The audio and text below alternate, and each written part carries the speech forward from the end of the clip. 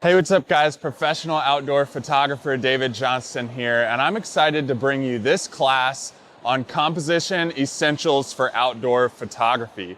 This class is really gonna help you set up your photographs and frame them properly to have successful outdoor photographs. Now, this class is also broken up into several different sessions that are going to take you through things like composition basics, learning how to frame up your photos with the most basic compositions there are. We're also going to talk about artistic expression. How do you creatively form your own photographic style? We're even going to get into things like wildlife photography. How do you frame up wildlife properly in the field so that you can have a successful photograph that doesn't leave people confused about what the subject of the image is or the direction that it's going. We're going to cover the essential things in composition in each session to help you take better photographs in the long run in outdoor photography, which is what we all want in the first place. So I hope to see you in the class because it's going to help you become a better photographer.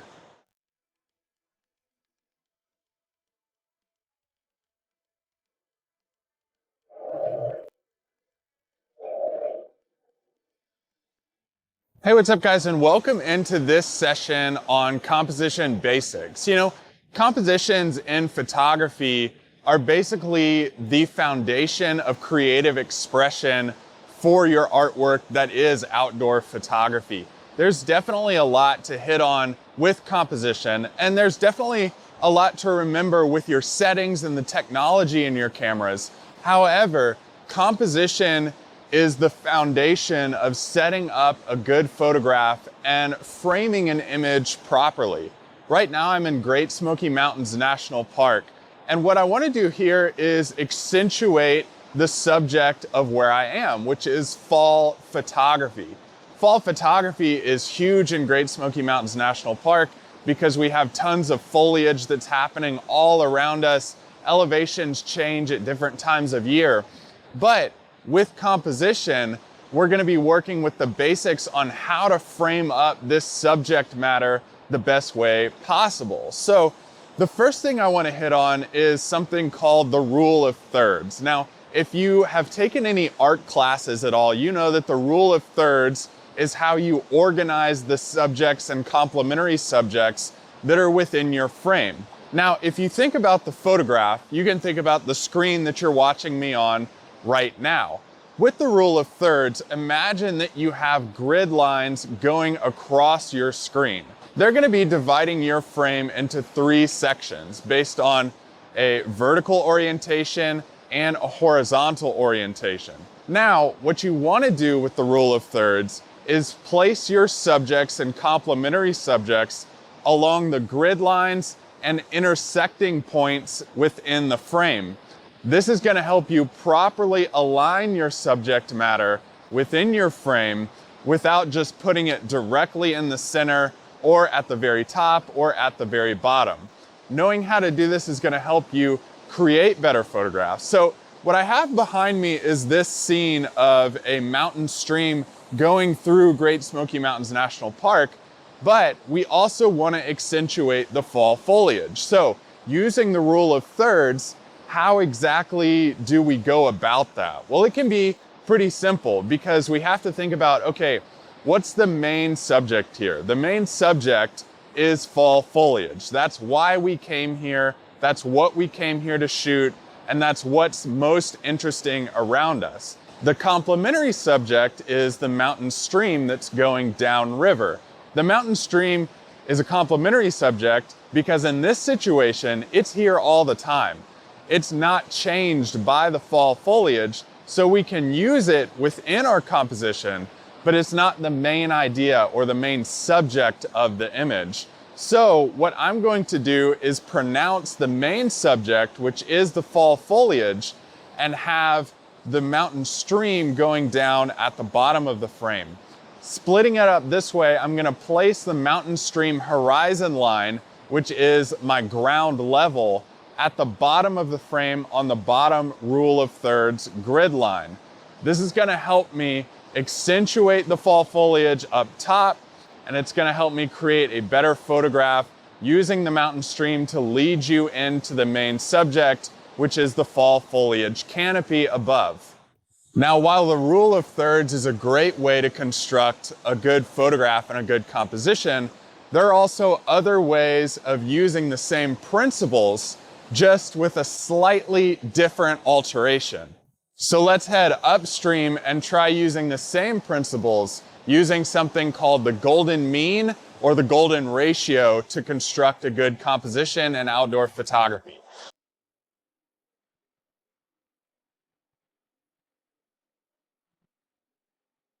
So for this particular photograph, using the golden mean, we've come upstream a little bit to find a different perspective on this mountain stream that's going downriver. I'm right in front of a good cascade here that we can use for this. And what I want to do with the cascade is use the golden mean to frame that up as my subject matter. Now, because I'm using the mountain stream as my subject matter, because I'm shooting upstream a little bit, we have a little bit different view and a little bit different light on the tree canopy where the fall foliage has kind of fallen off the trees a little bit more. So I kind of want to switch up my thinking here of using my subjects and my complementary subjects. So for this photograph, my main subject is going to be the mountain stream. This is because I'm going to frame it up using the golden mean or golden ratio. Now, I mean golden mean or golden ratio by dividing my screen up into sections, just like we did with the rule of thirds. But the golden mean is kind of like a spiraling action that uses a mathematical equation to tell you what part of the photograph or frame is where you should place your subject matter. Now, a very easy way to think of the golden mean without doing mathematical equations or anything like that is just to barely push your subject matter in to the center of your frame just slightly more than the rule of thirds would have you do. Artists back in the Renaissance used the golden mean a lot of times, and we're still using the golden mean in art today. Photography is just another form of artistic expression, so we can use the golden mean to our advantage too. It just depends on, do you like setting up the rule of thirds for your compositions and your creative expression in outdoor photography, or do you like something more like the golden mean that helps you push that subject matter a little more closely to the center of your frame and help you envision it that way? For me, the rule of thirds is a little bit easier to envision in the field. Just know that you can use principles of each to interact with one another and help you create a better photograph. Using the rules of composition together is what it's all about. We can use principles at the same time to create better photographs and not just focus on one constantly. So keep that in mind too whenever you're out in the field and you're framing up the golden mean or the rule of thirds, helping you decide what I want to do with the composition in each situation. Discover what your subject matter is, and then there are also other compositional features that you can use, like leading lines that we're going to get into right now.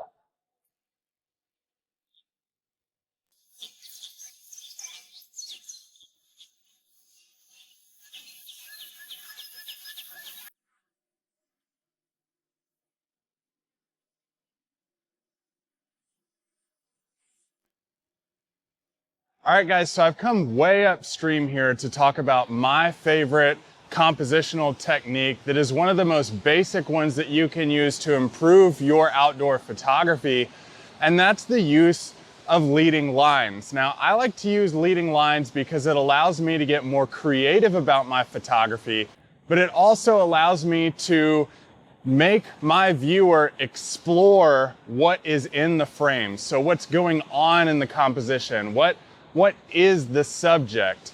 When you're using leading lines, you can use all sorts of things. You can use things like rocks that kind of dance throughout the foreground and take you back into the scene whether that's an illuminated mountain in Rocky Mountain National Park, or things like using logs to take you back through the scene and immediately direct you to a waterfall. Leading lines should always be used not as your subject matter or something that takes away from the subject, but instead as a vessel that leads your viewer through the frame in the order that you want them to. So take, for example, this photograph of a waterfall that I shot in Great Smoky Mountains National Park, and it allows you to find the immediate waterfall. And how does it do that? Well, it tells the entire story of the waterfall. And I did this using a long exposure of 2 seconds to elongate the water and create lines within the water. So you have this path of water that's using lines throughout it to take you from the foreground, the very bottom of this cascade waterfall, and it leads you through the midground of the photograph, through these streams and where the waterfall connects with the river, and then takes you all the way back towards the main waterfall that's in the back corner of the photograph. This is an excellent way to tell people, hey, this is where you start within your frame, and this is finally where you finish within the frame. So I actually did this here in Great Smoky Mountains National Park on this trip, using a stream of water and elongating my exposure to 1.5 to 2 seconds, and using those streams of water to draw you and lead you into the frame. And then after that, your viewer can find the waterfall. That's the main subject of the image. Leading lines can be anything from hard objects that are very obvious to more abstract types of leading lines, like we were just talking about with the motion of water, or with bubbles coming down the water, or even with fall leaves streaming across the surface of the water and pulling you into the frame that way with a 30-second exposure and really elongating the motion and the paths that they're taking in the water. Leading lines, like I said, allow you to direct your viewer through the frame and give them a very detailed idea of what you saw in your creative vision as the photographer, and allows them to see the same thing in the field that you did, which is ultimately why you took the photograph in the first place. So now that we've kind of covered a lot of the basics in outdoor photography, we have the rule of thirds, the golden mean, now leading lines. Let's put everything together and construct a photograph using these principles so you can see how to use all three together to create a high quality outdoor photograph.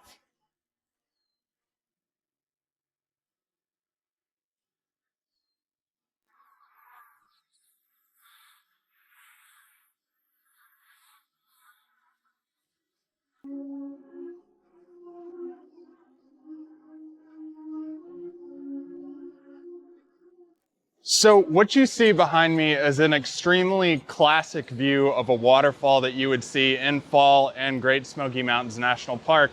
And we're going to use all three facets of composition that we just learned as the foundation of photo construction that we can use. So if you'll see behind me, we have kind of like this cascade over the little rock that's right in front of us. That cascade is kind of going to be our anchor for this photograph. And we're going to be shooting this image vertically to have that rock and that cascade on the bottom thirds line of our rule of thirds grid.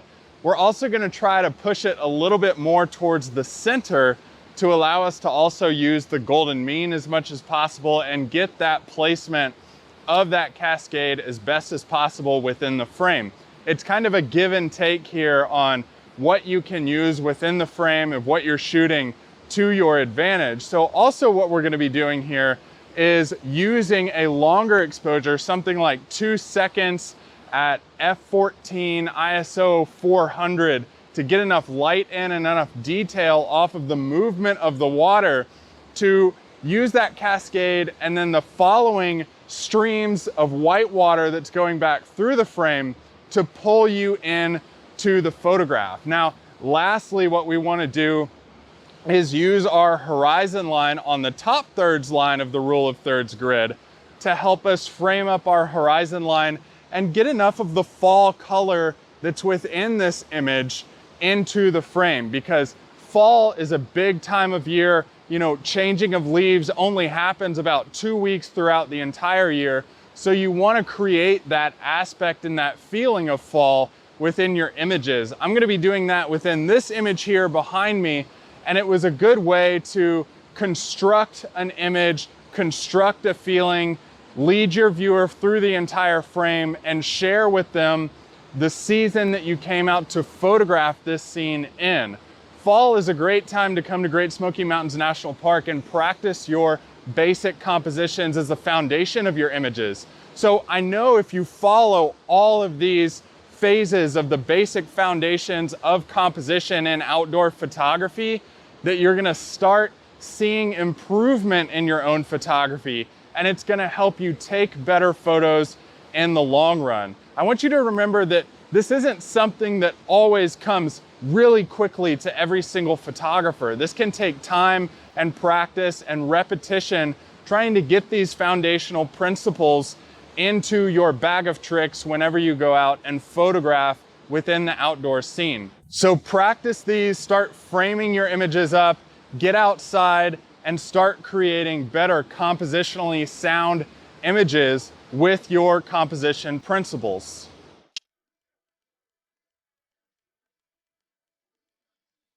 All right, guys, so if you remember in the last session, we talked about all of those essential composition fundamentals, those ground laying fundamentals of how do you create a good composition in outdoor photography. Well, surprisingly in this session, I'm telling you just to forget all of those, push them outside, throw them out the window.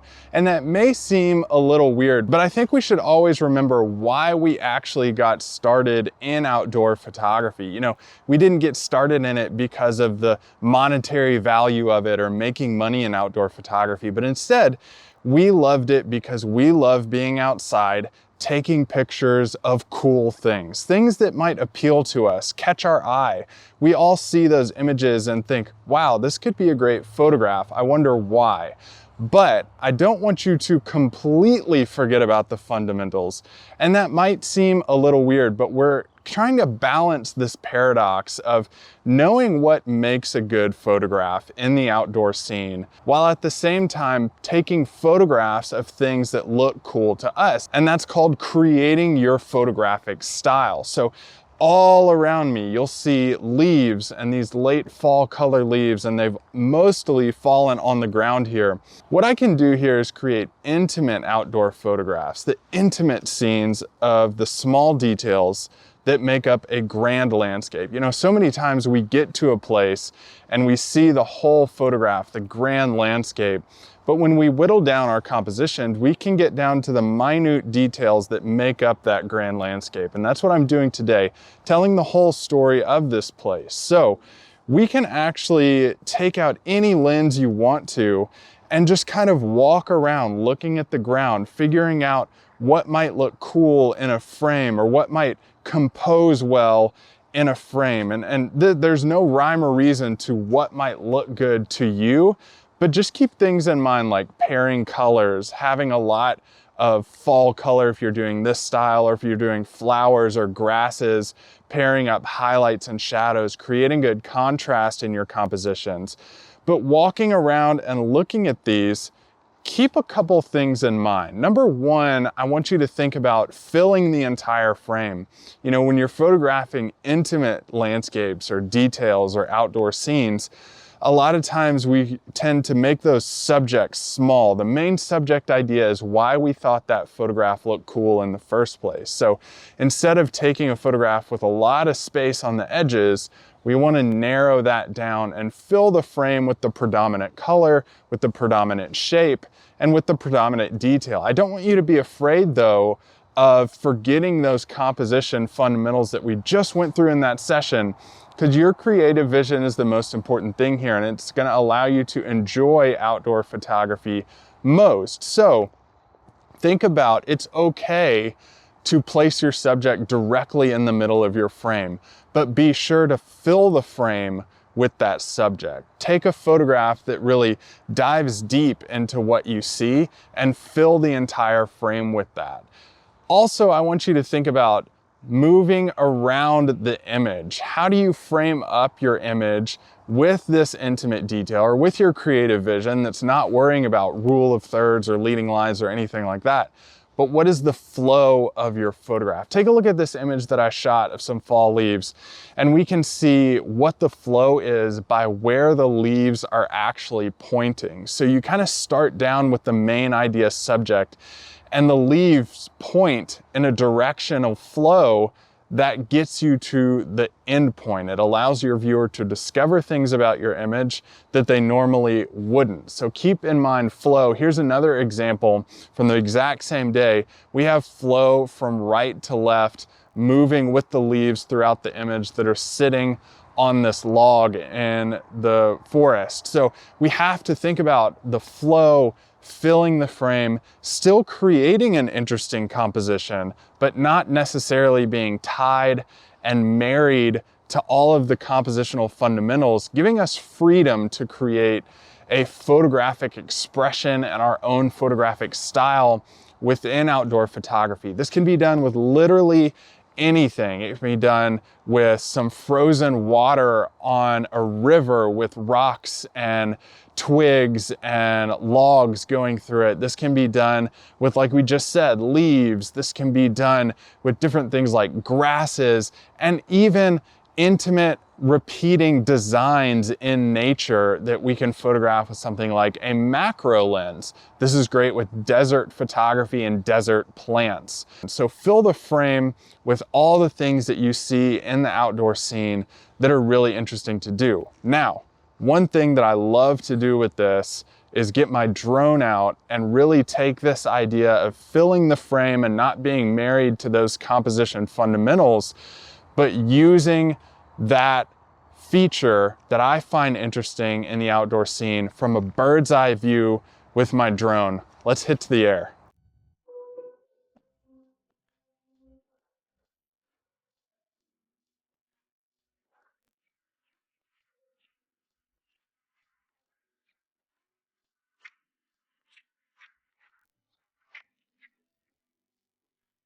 Okay, so if you'll see where I am right now, I'm flying my drone over this pond that's over here to my right. What I'm trying to do is get an aerial shot and a bird's eye view perspective of this pond where I am. And this pond is just vast. It's not too big where I can fill the frame with it, but at the same time, I have a lot of fall color that's circling the pond.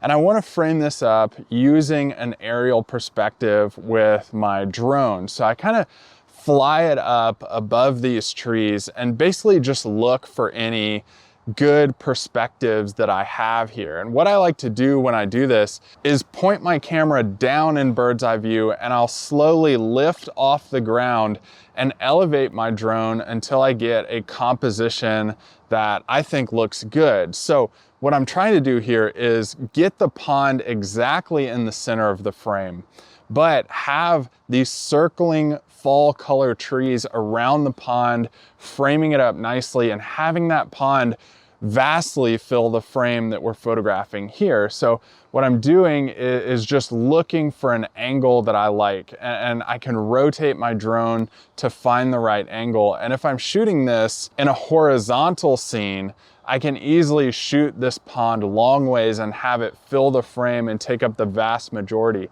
Now, why this image works compositionally is because we have all of these trees that are going around the pond, and that I'm seeing on my drone cam right now is all of the trees are kind of taking you inward towards that pond that's filling the frame. And it just creates this interesting contrast of solid color and negative space versus fall color and trees and busyness that's going on all around the pond. The pond is like the tranquil anchor that's holding this composition in place, filling the frame, but I'm not framing it up in a way that like thinks about the rule of thirds too much. I'm just like, hey, this looks like a cool shot.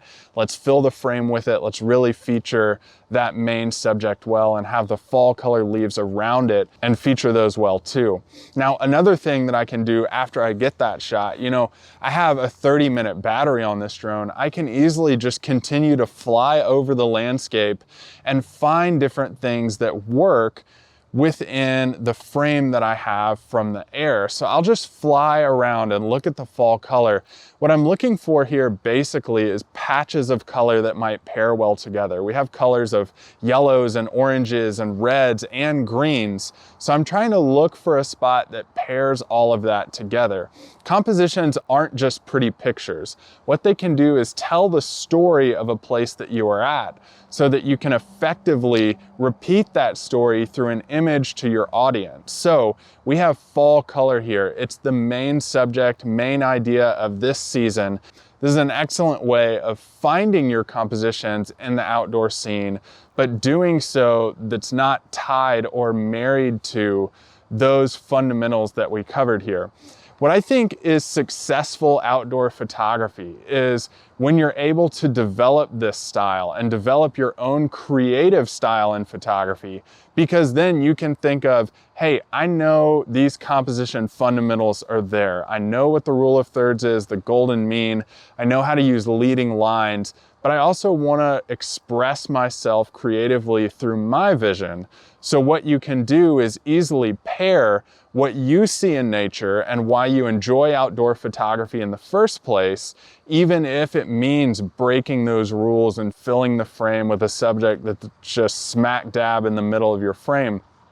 But always be aware when you are photographing outdoors how to balance these ideas. You know, it's okay to put your horizon line at the very bottom of your frame and have tons of negative space at the top. It's also okay to use the rule of thirds and have your horizon line on the bottom thirds line. It matters though, the one thing that matters most is filling your frame with a good composition, and that depends on the scene wherever you are. So keep in mind how to balance these ideas, use one when you need to, but then shift to the other when you don't.